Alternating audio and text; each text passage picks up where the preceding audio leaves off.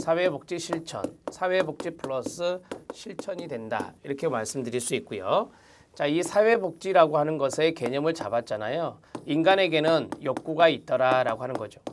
그 욕구를 충족시켜줘야 된다라고 하는 거고요. 그 다음에 사회에는 문제가 있더라라고 하는 것입니다. 이 사회 문제를 해결해야 된다라고 하는 것입니다. 자, 이렇게 두 가지로 정리를 해드릴 수 있는데, 자, 이것을 위한 조직화된, 그 다음에 총체적, 그 다음 사회적인 활동이다. 이렇게 정리를 하시는 것이 사회복지가 됩니다. 자, 사회복지의 개념을 기본적으로 잡아드렸고요. 이 사회복지는 웰빙이라고 하는 안녕 상태와 연관성이 있다. 이렇게 정리해드립니다. 자, 실천이란 단어가 들어갔어요.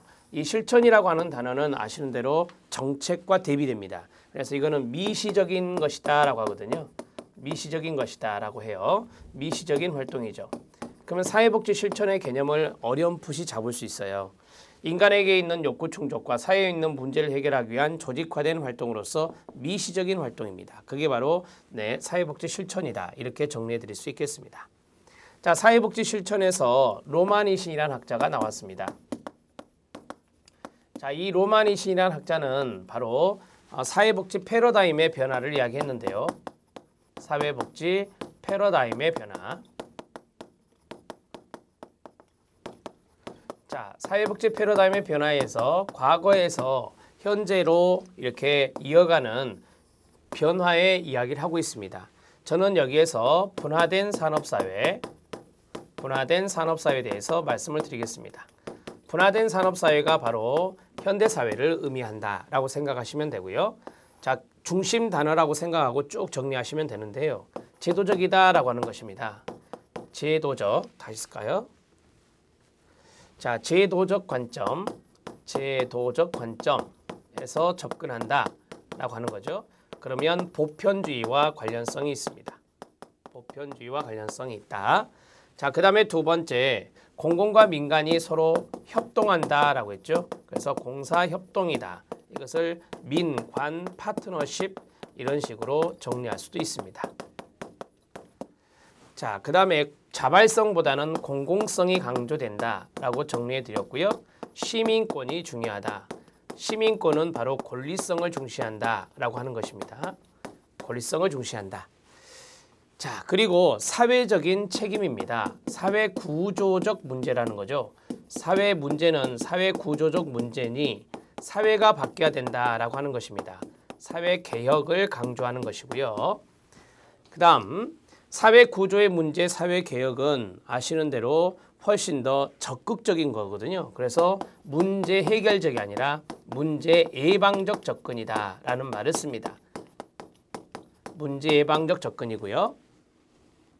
자, 우리는 이제 보편주의라는 단어를 여기서 썼어요. 보편주의와 연관성이 있는 것들을 머릿속에서 쭉 생각해 보세요. 보편주의는 급여를 충분히 주거든요. 그래서 최적입니다. 최자입니다.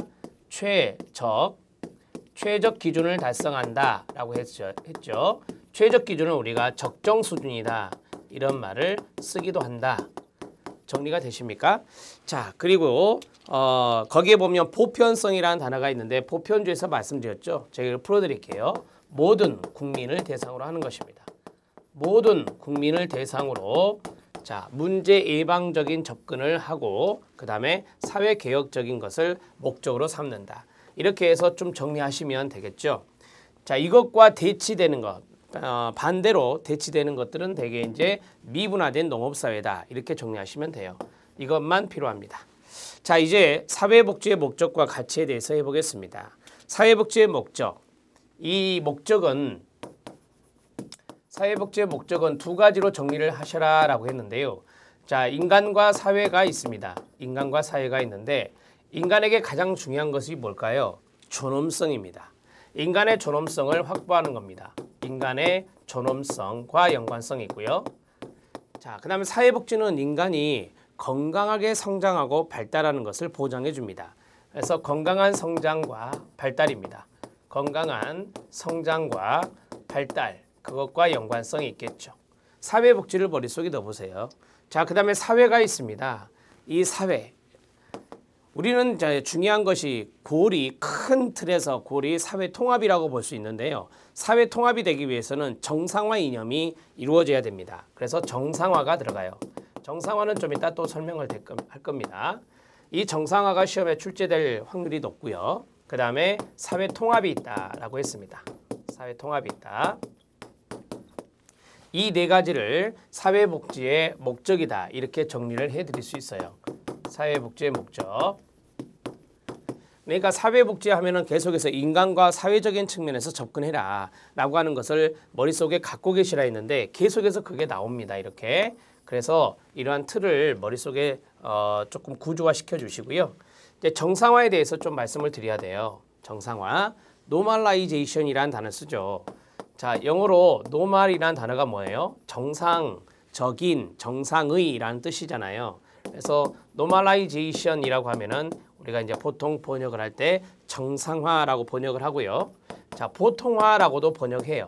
보통화라고도 번역을 하지만 되게 이제 대표적인 단어가 바로 정상화다. 이렇게 이야기를 생각하시면 돼요.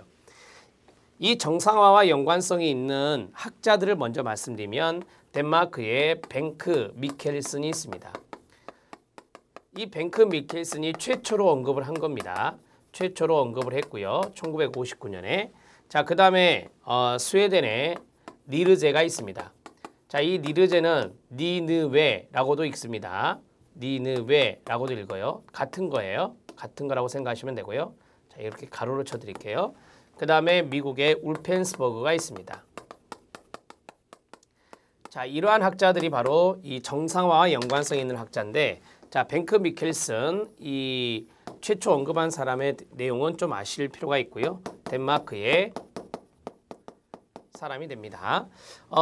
이 정상화는 되게 이제 처음에 정신장애인의 대상을 시초로 해서 이게 나왔거든요. 그래서 정상화는 탈시설화 운동과 연관성이 있습니다. 그 다음에 향정신성 의약품 개발과 연관성이 있습니다. 향정신성 의약품이 개발되면서 많은 정신장애인들이 외래 치료가 가능해졌습니다. 그래서 탈시설화 운동이 전개가 되고요. 탈시설화 운동은 시설로부터 벗어나는 것이거든요. 그래서 시설 보호를 하지 않고 무엇을 하지 않고 시설 보호를 하지 않고 지역사회 보호를 하자는 겁니다. 지역사회 보호를 강조하는 것이죠. 다시 말씀드리면 정신장애인분들이 지역사회에 나와서 일반인들과 즉 비장애인분들과 같이 보통 생활을 영위하는 거예요. 지역사회에서 같이 함께 보통 생활을 영위하는 거라고요. 보통 생활을 영위한다. 오디너리 라이프라고 해서 보통 생활을 영위하는 것. 그것을 우리가 정상화의 개념으로 잡습니다. 그래서 어떤 학자들은 이것을 보통화다 이렇게도 이야기한다. 정리가 되시나요? 자, 그러면 정상화 보통화의 내용이 쭉 참고의 박스로 되어 있습니다.